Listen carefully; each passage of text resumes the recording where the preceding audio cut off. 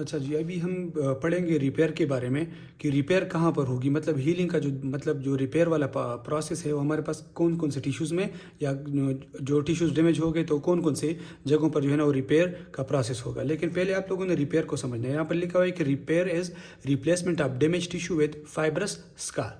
ठीक हो गया कि मतलब ये जब रिपेयर होगा, जो टिश्यूज़ डैमेज हुए होंगे तो उसी में जो है ना नेटिव के टिश्यूज़ नहीं आएंगे और न्यू सेल्स नहीं बनेंगे।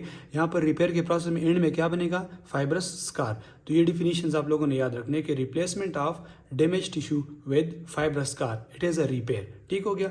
इसमें हमारे पास है कि मैं यहाँ पर मेंशन किया गया कि occurs when regenerative stem cells are lost. ठीक है कि मतलब एक स्किन का वहाँ पर इन लोगों ने भी दिया था, लेकिन यहाँ पर लिखा है कि डीप स्किन कट।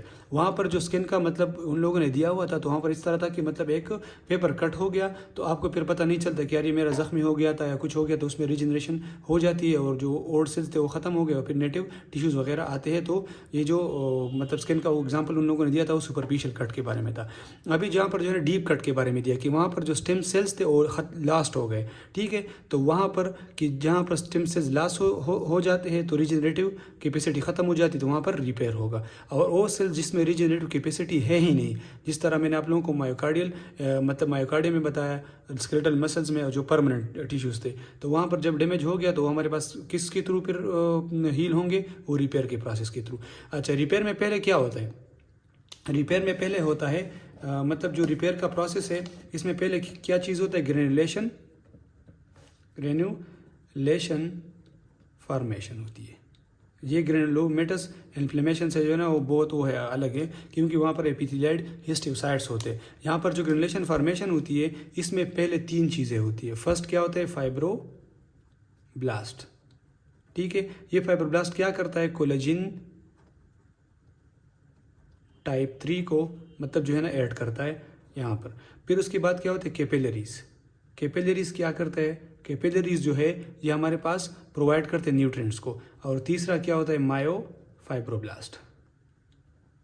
ठीक है, कि आखिर में जो स्कार टिश्यूज होते हैं उसमें कंट्रेक्टिलिटी जो होती है वो किसकी वजह से होती है, ये मायोफाइब्रोब्लास्ट की वजह से होती है। ठीक हो गया। अच्छा, यहाँ पर लिखा है कि eventually results in scar formation. इसके बाद क्या होगा, ग्रेनुलेशन के बाद, फॉर्मेशन के बाद हमारे पास क्या होगा, स्कार की फॉर्मेशन होगी। ठीक हो गया। मैंने आप लोगों को बताया कि ये क्या होता है कि मतलब जो रिपेयर है, रिपेयर में इसमें क्या होगी, स्कार की फॉर्मेशन होगी। तो ग्रेनुलेशन टिश्यूज आ गए, उसके बाद स्कार की फॉर्मेशन होगी। वो कैसे होगी, यहाँ पर जो मतलब मैंने आप लोगों को बताया कि फाइब्रोब्लास्ट ने डिपॉजिट करना था टाइप 3 कोलेजन को, तो ये जो टाइप 3 था ये हमारे पास रिप्लेस होगा किस में, टाइप 1 में। ठीक हो गया। तो ये हमारे पास स्कार की फॉर्मेशन में कोलेजन टाइप 1 आ गया। ठीक हो गया। अच्छा, पहले मैंने आप लोगों को थोड़ा सा समझाना है कि कोलेजन के टाइप्स के बारे में। कोलेजन टाइप 1 जो है ये आप लोग इस तरह याद कर सकते हैं कि BONE 1 इसमें है तो ये बोन में हमारे पास कोलेजन टाइप 1 होता है। जो टाइप 2 होता है इसको आप लोगों ने किस तरह याद रखें, कार्टुलेज। क्या, कार्टुलेज। तो हमारे पास कार्टिलेज में कौन सा होता है, कार्टिलेज टाइप 2। जो हमारे पास टाइप 3 होता है ये मोस्टली क्या है, फ्लाइएबल है। मतलब ये कि हमारे पास ये फ्लाइएबल है तो ये हमारे पास कहाँ पर प्रेजेंट होगा, जहाँ पर हमारे लिए फ्लाइबिलिटी की मतलब जो है ना ज़रूरत होगी। तो इसमें जो आप लोगों ने याद रखना है यहाँ पर कहाँ कौन कौन सी जगहों पर ये होता है, ये हमारे पास होता है ग्रेनुलेशन टिश्यूज़ में।